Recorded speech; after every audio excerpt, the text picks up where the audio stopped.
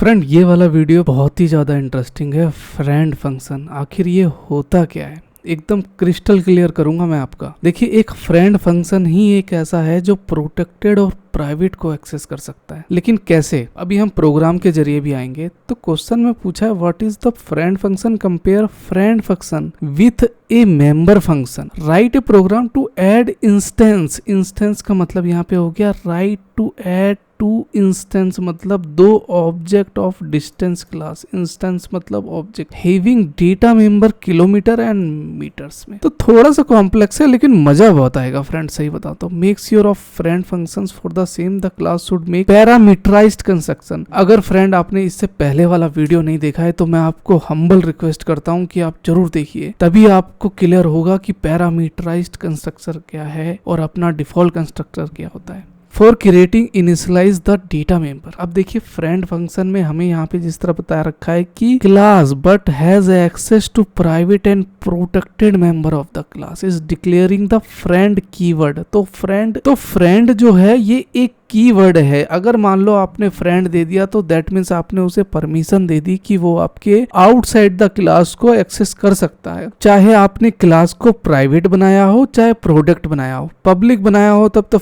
उसका देने का कोई रीजन ही नहीं है, तब तो कोई भी एक्सेस कर सकता है। तो चलिए इसको देखते हैं कि ये कैसे हम इसको एक्सेस कर सकते हैं। प्रोग्राम में जाने से पहले कुछ एक्सेस मेंबर के फीचर में फ्रेंड फंक्शन में क्या है, can access private and protected. ठीक है, can access private and protected member function. Scope में क्या है, not part of the class. भाई क्लास के बाहर होता है और member function part of the class होता है। कॉलिंग मैकेनिज्म कैसे काम करता है इसका, called like a normal function और called using an object class. अब मैकेनिज्म का मतलब क्या हुआ कि किसको कहां से कॉल किया जा रहा है, क्लास के अंदर से कॉल किया जा रहा है या क्लास के बाहर से, वही है कॉलिंग मैकेनिज्म। ऑलराइट फ्रेंड्स, तो हम अपने इसमें आ गए हैं वीएस में। प्रोग्राम देख के घबराने की जरूरत नहीं है, ऐसा क्लियर करूंगा ना कि आप भूल भी नहीं पाएंगे। देखिए, पहले मैंने बनाया कि एक डिस्टेंस का, हमें डिस्टेंस क्या बताया गया था, किलोमीटर और मीटर में। मान लिया जी क्लियर है। मैंने यहाँ पे दे दिया क्या, एक प्राइवेट दे दिया और प्राइवेट में मैंने इंट किलोमीटर। अब इंट ही क्यों दिया, क्योंकि किलोमीटर तो है हमारा नंबर में ही होगा ना भाई, कैरेक्टर में थोड़ी ना होगा कि बी किलोमीटर सी किलोमीटर, ऐसे थोड़ी ना 2 किलोमीटर 1 किलोमीटर ऐसे होगा। इंट में भी क्या है, हमारा मीटर है, तो किलोमीटर और मीटर में है। क्लियर है, हाँ जी क्लियर है। चलिए, पब्लिक में मैंने कहा था कि पैरामीटराइज्ड कंस्ट्रक्टर, इसको रट लीजिए। ये क्या है, मेथड है।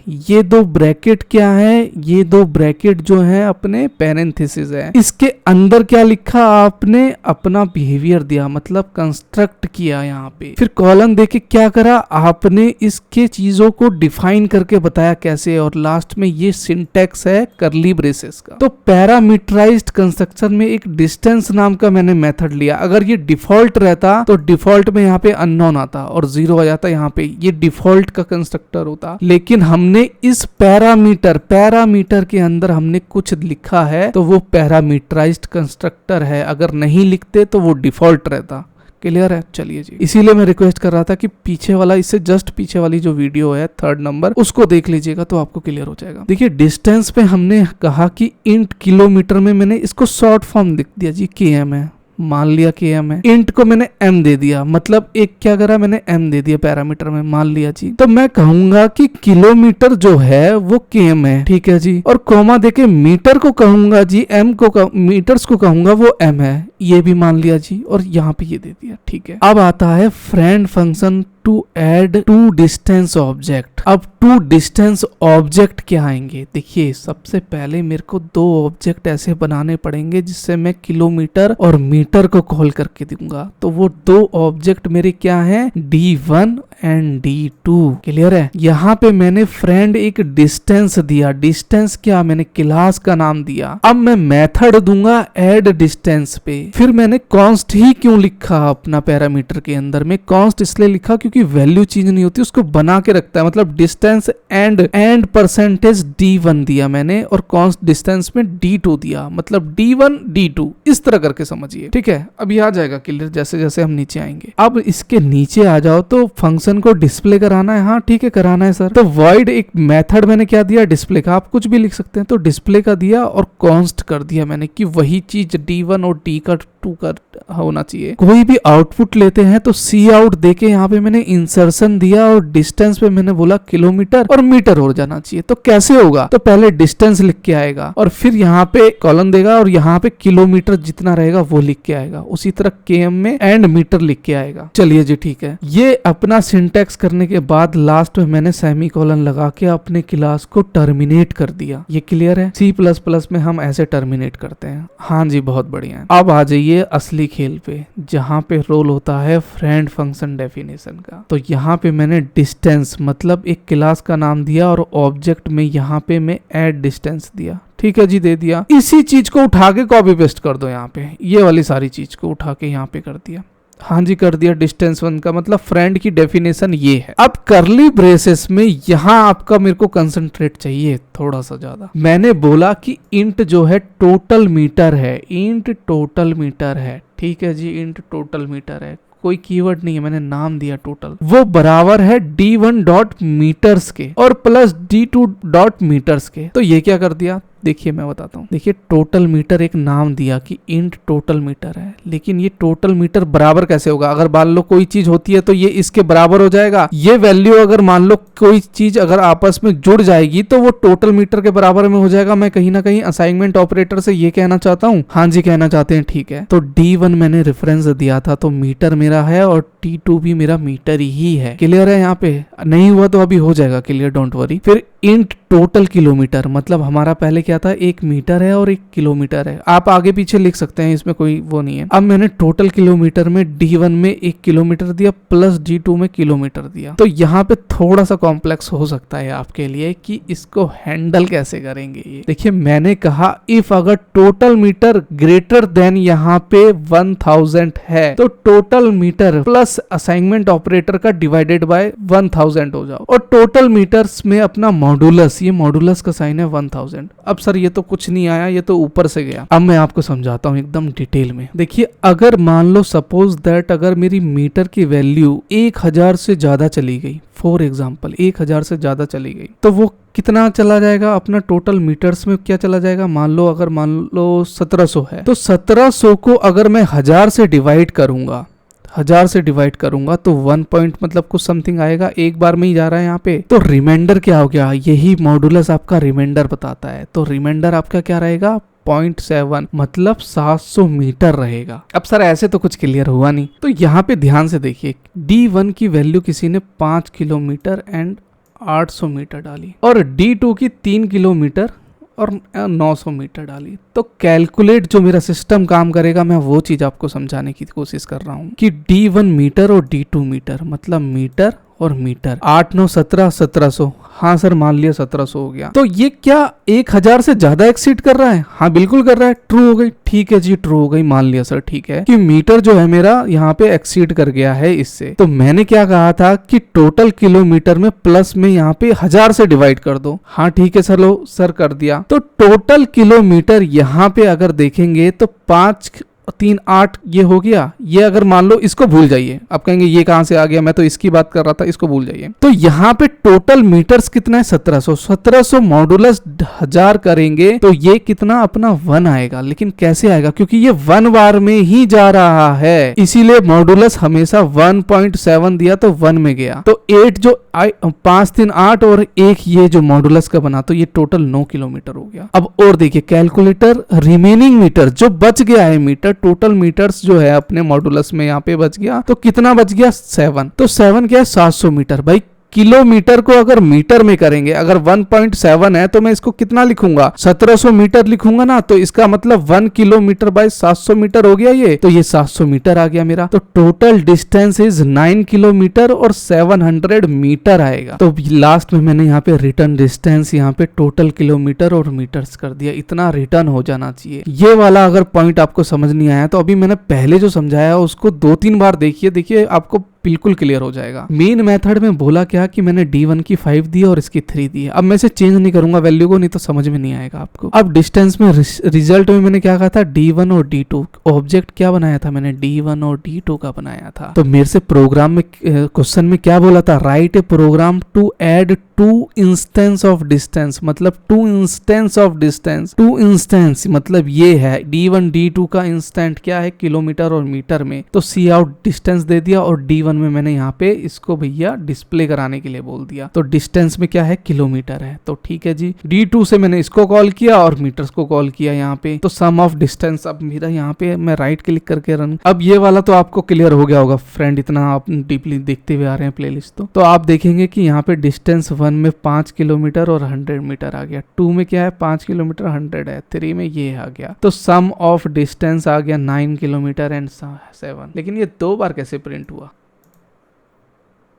हाँ अब ठीक है, पता नहीं कैसे ऊपर वाला 3 बार ले रहा था। अब डिस्टेंस में 5 किलोमीटर 100 और 3 और 9, तो टोटल इसने 9 किलोमीटर और 7 मीटर कर दिया। तो इसी तरह अपना कुछ काम करता है फ्रेंड फंक्शन। लेकिन अब क्वेश्चन ये आता है कि सर ये फ्रेंड फंक्शन रहा कैसे, ये भी तो समझा दीजिए। अभी समझाता हूँ, देखिए कैसे रहा फ्रेंड फंक्शन। तो यहाँ पे आप देखेंगे कि फ्रेंड फंक्शन का जो मैंने था, यहाँ पे फ्रेंड फंक्शन एक कीवर्ड लिखा था। अब आउटसाइड द क्लास में मैंने सिर्फ फ्रेंड को छोड़ के सारा फ्रेंड फंक्शन की डेफिनेशन यहाँ दे दी, बस यही खेला है इसका। तो इसी तरह आप इसको प्राइवेट को बाहर आउटसाइड क्लास इसको कर सकते हैं। भाई क्लास आपकी कहाँ है? क्लास तो आपकी यहाँ से यहाँ तक है ना। तो मैंने क्या करा, फ्रेंड फंक्शन की डेफिनेशन यहाँ पे लिख दी। तो है ना मजेदार प्रोग्राम। अगर आपसे कोई भी पूछता है कि why we use friend function, तो class we can access private and protected members it declaring using the keyword of friend functions. बस इतना ही है, मोटा मोटी इसका रीजन इतना जान के रखिएगा। It not class using of an object class, it calls like a normal functions. It declare inside the class but define the outside the class. वही मैं आपको बता रहा था। Inside class में हमने friend कीवर्ड तो ले लिया, लेकिन उसकी डेफिनेशन कहाँ दे दी? आउटसाइड द क्लास में। तो इसी तरह कुछ काम करता है फ्रेंड फंक्शन। ये क्वेश्चन उससे ज्यादा इंटरेस्टिंग है। Name, create a class named employ, allow multiple constructor in it,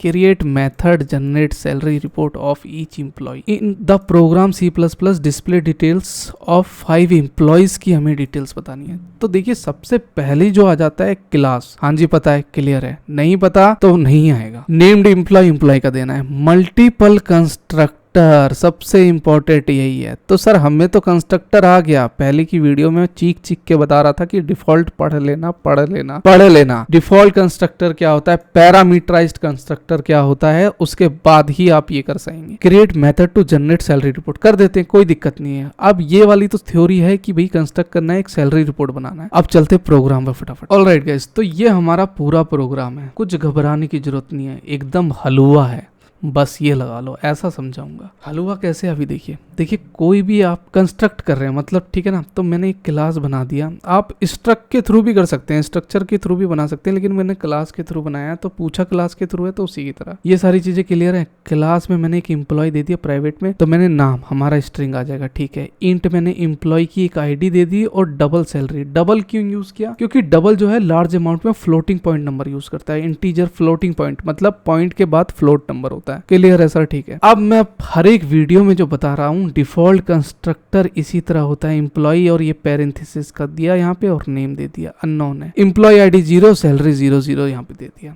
तो मैंने एक पहले डिफॉल्ट बनाया, मेरे को बनाना पड़ेगा डिफॉल्ट। फिर पैरामीटराइज्ड कंस्ट्रक्टर मैंने 1 दिया और 2 दिया। देखिए सब कुछ सेम है। पैरेंथेसिस के अंदर मैंने करा क्या, स्ट्रिंग में n दिया, यहाँ पे इंट में यहाँ पे क्या दिया, आईडी दे दी। ठीक है जी, दे दिया। अब नेम को मैंने बोला था कि नेम n है, तो नेम n है, ठीक है। एम्प्लॉय आईडी है और सैलरी 00 है। पैरामीटराइज 2 में मैंने करा क्या, स्ट्रिंग एन ही लिया, इंट आईडी दिया, बस डबल को एस कर दिया, मतलब डबल एस क्या है, सैलरी है, मान लिया जी सर, ठीक है। नेम एन दे दिया यहाँ पे, ठीक है। तो इसको मैंने क्या करा था, अपना नेम जो है अपना कहाँ गया, स्ट्रिंग नेम है, तो नेम को मैंने एन से डिनोट किया है। तो एन जो है मेरा नेम है, मेरे को रीडेबल होगा। तो ये कंस्ट्रक्टर में आपको बताना पड़ेगा कि कौन क्या है और कौन किससे क्या रिलेट कर रहा है।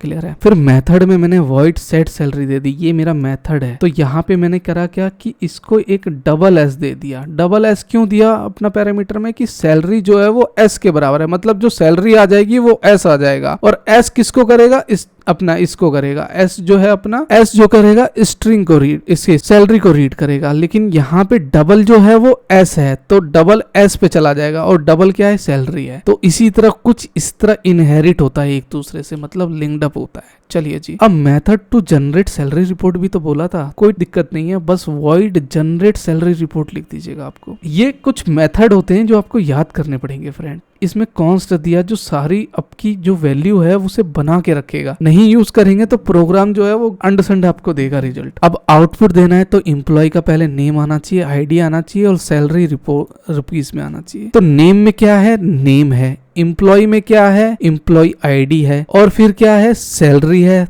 ठीक है, एंडल कर दिया, और ये एक डेड जैसे एंडल कर दिया, मतलब नेक्स्ट लाइन के लिए, और क्लास को टर्मिनेट कर दिया मैंने। ये वाला क्लियर है, यहाँ तक क्लियर है। अब मैं आपको एक होमवर्क देता हूँ, एक एप्पल नाम का बनाइए जिसके अंदर आईफोन 12, 13, 14, 15 जन हो, ठीक है, और उसके अंदर 12 GB हो, ठीक है ना, और 24 GB हो, और 32 GB हो, और 2 मेगापिक्सल कैमरा, 10 मेगा और 12 मेगापिक्सल कैमरा। इस तरह करके आप एप्पल का सीरीज वाइज बनाइए। ये बनाएंगे ना तो आपको ये चीज एकदम पूरे प्यार से क्लियर हो जाएगी। बस थोड़ा सा दिमाग लगाइए कि मैं एप्पल का एक क्लास बनाइए, एप्पल भैया, ठीक है। यहाँ पे दीजिए अपना, जिस तरह मान लो एप्पल का यहाँ पे आपको मेगापिक्सल देना है तो स्ट्रिंग दीजिए 12px कर दीजिए, फिर स्ट्रिंग दीजिए यहाँ पे मान लो अगर कुछ और देना है, फिर उसका अमाउंट अगर मान लो एप्पल का 2 लाख देना है तो यहाँ पे 8 कर दीजिए, फिर स्ट्रिंग दीजिए, उसका कलर सिल्वर कर दीजिए, फिर यहाँ पे पैरामीटराइज में मतलब स्ट्रिंग n जो लेंगे आप, यहाँ पे अगर क्या है, यहाँ पे स्ट्रिंग में एप्पल का नाम है तो यहाँ पे उसे इस नेम से डिनोट करिए। कलर है तो उसे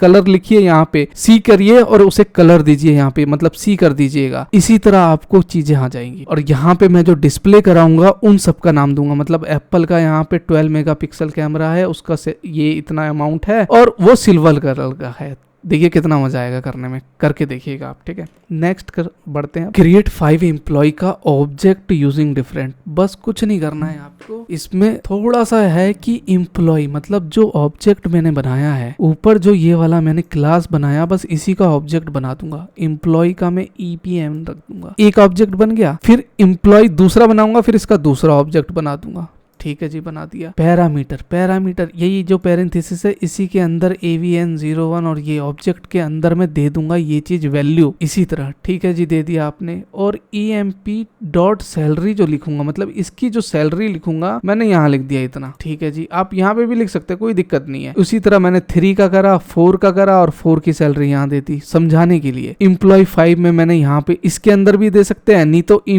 EPM.salary मतलब डॉट सैलरी से वो कॉल करेगा। और उसके बाद सैलरी की रिपोर्ट फॉर एम्प्लॉय कैसे होगा, बस EPM1 जो करते हैं, जो ऑब्जेक्ट बनाया है ऑब्जेक्ट को हम लेते हैं और डॉट कॉल करते हैं और जनरेट सैलरी रिपोर्ट, तो जनरेट सैलरी रिपोर्ट इसको करेगा और इन सबको रिपोर्ट करके आपकी ये सारी वैल्यू प्रिंट करा के दे देगा ऑब्जेक्ट में। तो पहले मेन मेथड से ही चलता है। तो देखिए आ गया ना कितने पैटर्न में है। एम्प्लॉय का नेम अभी आ गया, 101 ID है उसका और 50,000 है। तो देखिए ये हर एक लाइन में ये ऐसे क्यों आ रहा है, क्योंकि मैंने सी आउट यहाँ पे दे दिया था कि नेक्स्ट लाइन पे ये हर एक में आना, मतलब ये पहले इस पे दौड़ेगा, ऐसे ऐसे करके एक बार दौड़ेगा तो EPM एक बार दौड़ेगा, फिर EPM2 करेगा तो फिर दूसरी बार दौड़ेगा और ये रन होगा। तो इसी तरह अपना कुछ काम करता है एम्प्लॉय का। आप एक एग्जाम्पल के थ्रू जो मैंने बताया एप्पल का फ्रेंड बना के तो देखिए कितना मजा आएगा। बाकी फ्रेंड BCA से रिलेटेड मैंने इसकी प्लेलिस्ट बना दिया, आप चाहें तो इसे एक्सेस कर लीजिएगा। इसकी मैंने प्लेलिस्ट बना दी है तो आप इसे एक्सेस कर लीजिएगा, इसमें